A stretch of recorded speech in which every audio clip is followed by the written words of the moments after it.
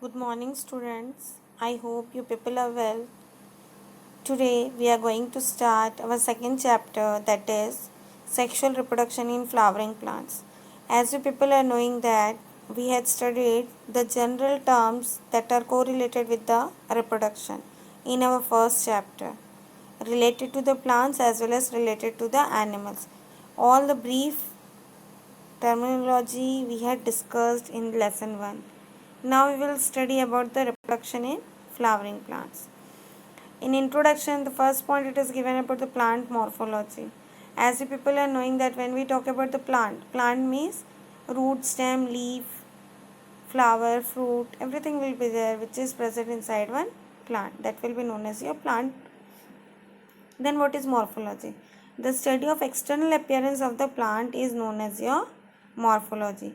So you can say that overall the study of one typical part of plant is known as your plant morphology. Externally, how it is expressing itself by external means, that we will study in the plant morphology. Then, as the people had studied in class 9th also, plant basically they are classified into two, angiosperm and gymnosperm. So first we will go for the angiosperm. They are generally the flowering plants, and a big community is present in the plant kingdom that belongs to your angiosperms. They will have well developed seed with proper covering, that is pulp is also there and hard covering is also there, and it is basically divided into root, stem and leaf. Means you can say that it is a type of your true plant where all parts are visible clearly. And some of the angiosperm plants, they are going for the vegetative plants. Okay, so the shoot means the stem portion, that is basically consisting of node and internode, and in that node portion leaves are present,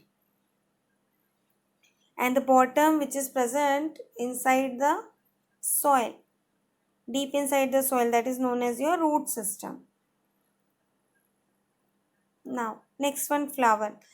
What is flower? Flower is the reproductive part of the plant and it plays very important role for the reproduction. It carries the bloom of plant, means when the maturation will be there, that is when the male and female reproductive organs are going to fuse, they will form the flower. Okay, or you can say that the flower is the reproductive organ. By the help of that flower only and certain pollinating agents such as your insect, wind, water, they will help the pollen grain to migrate to the stigma or style, and they will fuse together to form the fruit. Then see children, symmetry of flower. What is symmetry? From any of the half, if you are capable to cut that particular flower, that will be known as your symmetry. First we will see children, actinomorphic. As actinomorphic you can see, suppose this is your circle. So in this manner if cutting is done, so this type of division is known as your actinomorphic. Means vertically also we can cut it into two equal halves, as well as horizontal also we can cut it into equal halves. Okay children. Then next see, next is your zygomorphic. In zygomorphic what will be there?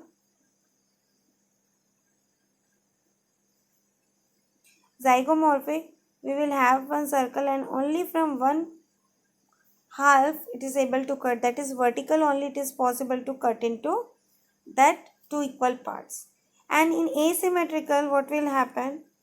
Asymmetrical children, suppose this is your flower, so from any of the part, that is any of the half, it is impossible to cut. We can't cut from any of the manner, that will be known as your asymmetrical cutting. Okay, so this is the typical flower. As you can see, in the flower what will be there? First we will see the outer part, that is known as your petal. That petals are definitely the colorful part. Okay, then after that at the center you can see stigma is there, style is there and ovary is there. So this is the female reproductive organ.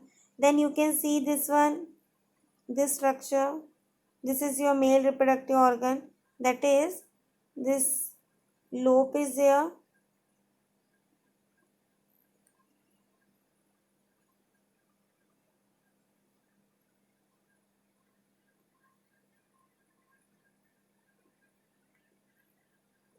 Okay, children. See here, this is one lobe. So this is your male reproductive organ, this complete one up till this portion. So you can say that this particular male reproductive organ will be multiple in numbers. As you can see in the flower, 5 are there. So maybe it will be single in number, maybe it will be multiple in number. And this lobe structure is generally your bilobe structure. Likewise, structure will be there. Okay. Then this is known as your stamen. It is also consisting of two parts, that is anther and filament. Only two things will be there. Okay, children. Now we will see the typical structure. This is a typical structure of your flower. Later we will see, we will learn in detail about the androecium and gynoecium, and we will also see what are the accessory part and what are the reproductive part. Okay, I think so. No doubt is there for actinomorphic, zygomorphic, and asymmetrical. If any doubt is there further, you can ask. Some examples are given for actinomorphic. You can take the example of mustard, the flower of mustard you can take. For zygomorphic, you can take the example of pea. And for asymmetrical, you can take the example of pona. Then children, see another important thing is your bract. What is bract? Bract, generally you have seen the hibiscus flower, the China rose. The bottom part of the sepal, you will find one small outgrowth will be there, that too will be green in color, that is known as your bract. In certain plants, in certain fruits, in certain flowers, you will find this bract, that is exile leaf-like appearance, and they are present for protection purpose. Now see children, what is sexual reproduction? As I said already, for sexual reproduction, that is in lesson 1, we had studied for sexual reproduction, what is needed? Two different bodies are needed, that is the male as well as the female gametes are needed. And that too will go for the meiosis cell division. That's why the new offspring, that is after sexual reproduction, you will get the product that will be the combination of both male and female. Okay. They are very specialized tissues, or you can say that they are very specialized cells of the plant. New origin is going to take place. Then when we talk about any typical angiospermic flower, it consists of the outer portion, that is calyx, then corolla, then androecium, then gynoecium. Then below that we will have the thalamus, as you can see here the figure. This is your thalamus, the swollen part. Likewise, one swollen part is there in the flower, rose flower. So this swollen part is only known as your thalamus. And the colorful part will be your calyx. This colorful part will be your, suppose this is your swollen part. So this colorful part is your corolla. And here somewhere in this portion you will find the calyx. So it is divided into two whorls, that is the flower is divided into two whorls. The outer whorl, it consists of your calyx and corolla. Okay, the calyx is green in color and corolla will be your colorful in nature. And the reproductive part will be included your androecium and gynoecium. Androecium is the male reproductive organ and gynoecium is the female reproductive organ. They are present in two whorls. So this calyx and corolla is your accessory whorls, means it doesn't play any important role in the process of your fertilization. But when we talk about this particular reproductive whorls, that is androecium and gynoecium, they plays very important for the process of your sexual reproduction. Okay children, calyx is generally green in color and corolla definitely it will be colorful because it have to attract the insect for pollination purpose. Then see children, here in this figure, as you can see, this is a typical structure of your flower. This is your male reproductive organ. This particular one is your male reproductive organ. This dot like structure is your pollen grains. Multiple numbers of pollen grains are there.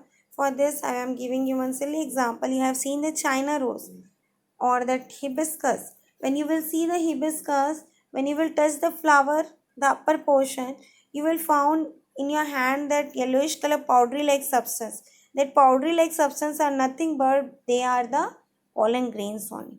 So that pollen grains, this pollen grains will move to the stigma. How it will move? Directly it can't move. Okay, so it needs certain pollinating agent. That pollinating agent may be birds, may be insect, because children, this stigma, this upper portion, this stigma consisting of your sugary like substance, what will be there? Sugary like substance will be there, and that sugary like substance, it makes that pollen grain to stick in it, that particular portion, that pollen grain will be sticking. After sticking, what will happen? By the help of this particular,